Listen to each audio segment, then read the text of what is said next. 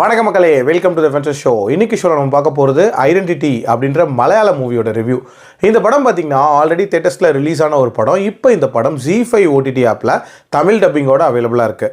இந்த படத்தில் டொவினோ தாமஸ், த்ரிஷா மற்றும் பலர் நடிச்சிருக்காங்க. இந்த படம் ஒரு வித்தியாசமான மர்டர் மிஸ்ட்ரி த்ரில்லர் அப்படின்ற மாதிரி முயற்சி பண்ணியிருக்காங்க.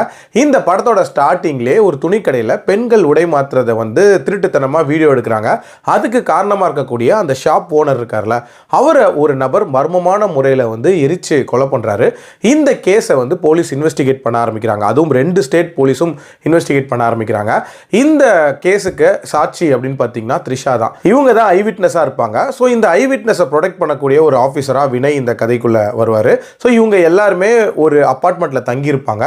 அந்த அப்பார்ட்மெண்ட்ல நெய்பரா இருக்கக்கூடிய ஒரு நபர் தான் டொவினோ தாமஸ். டொவினோ தாமஸை பொறுத்த வரைக்கும் ஒரு பயங்கர ரிசர்வ்டான பர்சனா இருப்பார். அதே நேரத்தில் அவர் ஒரு ஸ்கெட்ச் ஆர்டிஸ்டா இருப்பார். ஸோ இந்த கொலைகாரனோட உருவத்தை த்ரிஷா சொல்ல டொவினோ தாமஸ் ஒரு கட்டத்தில் வரைய ஆரம்பிப்பார். வரைஞ்சி முடிச்சதுக்கப்புறம் பார்த்தா அது டொவினோ தாமஸாக இருக்கும்.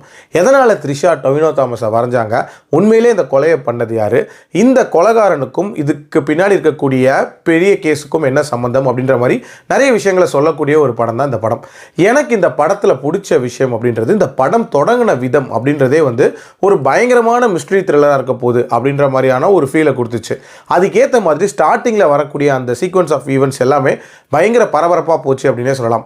அந்த டொவினோ தாமஸோட உருவத்தை வரைவாங்கள்ல, கிட்டத்தட்ட அந்த சீன் வரைக்குமே படம் வேற லெவலில் இருந்துச்சு அப்படின்னே சொல்லுவேன். அடுத்து என்ன காட்ட போகிறாங்க, இதுலேருந்து கதையை எப்படி கொண்டு போக போகிறாங்க அப்படின்ற மாதிரி பயங்கர ஒரு எதிர்பார்ப்பு இருந்துச்சு. ஆனால் பல லேயராக கொண்டு போகிறேன் அப்படின்ற மாதிரி யோசித்து ஒரு இடியாப்ப சிக்கலை அந்த கதையை சொல்லி முடிச்சிருக்காங்க அப்படின்னே சொல்லலாம். அதுவும் ட்விஸ்ட்டு வைக்கிறாங்கிற பேரில் தேவையே இல்லாத ட்விஸ்ட்டாக போட்டு நிரப்பியிருந்தாங்க இந்த படத்தில். கதைக்கு சுத்தமாக சம்மந்தமே இல்லாமல் தான் இருந்துச்சு அப்படின்னே சொல்லலாம். சொல்லப்போனால் ஐடியாவாக நிறைய விஷயங்கள் ரொம்ப சூப்பராக யோசிச்சிருக்காங்க. அதாவது ஃபேஸ் பிளைண்ட்னஸ் அப்படின்ற ஒரு விஷயத்தை இதில் சூப்பராக யூஸ் பண்ணியிருப்பாங்க.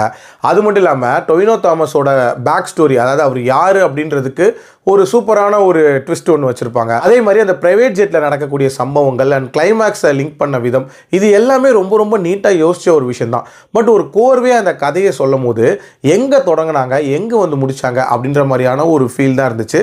ஒன்றுக்கு ஒன்று சம்மந்தமே இல்லாத மாதிரி தான் அந்த கதையை சொல்லியிருந்தாங்க. ஆல்சோ லாஜிக்கலாகவும் நிறைய லூப் ஹோல்ஸ் அப்படின்றது இந்த படத்தில் இருக்க தான் செஞ்சிச்சு. அதாவது ஒரு பர்டிகுலர் அப்பார்ட்மெண்ட்டில் பார்த்தீங்கன்னா கொலைகாரன், விட்னஸ்ஸு, போலீஸு, இந்த மாதிரி எல்லாருமே ஒரே அப்பார்ட்மெண்ட்டில் தங்கியிருக்கிற மாதிரியான காட்சிகள்லாம் எடுத்திருப்பாங்க. அது என்ன ஷூட்டிங் ஸ்பாட்டா அப்படின்ற மாதிரி தான் கேட்க தோணுச்சு. மேக்கிங் வைஸ் ரொம்ப கிராண்டியராக இருந்தாலும் இந்த படம் கன்வே பண்ண நினச்ச அந்த த்ரில்லை ப்ராப்பராக கன்வே பண்ணல அப்படின்னே சொல்லுவேன்.